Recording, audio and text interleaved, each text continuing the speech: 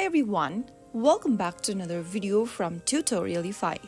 In this episode, we will be learning how to mask in Canva. To mask element in Canva, also referred to as clipping or using frames, follow these steps. First of all, open your Canva application and log into your account. After you're inside the homepage of Canva, select a design where you want to mask elements in. You can also create a new design and upload an image or video into your design. Here I'm gonna open up a pre-existing design of mine that I've previously created.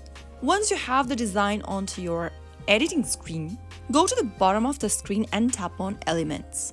Inside the Elements tab, tap on the frame option at the top and then select one of the frame from the menu. You can choose circle, heart, rectangle, or any other shape you'd like to use. And right after you do that, go ahead and drag your image and place it inside the frame. The content will automatically mask into the frame's shape.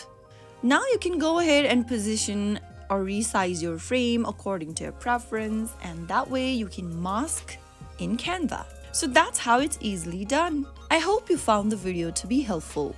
If you did, make sure to give us a thumbs up and subscribe to our channel by hitting the subscribe button. Press on the bell icon so that you'll never miss another upcoming upload from us.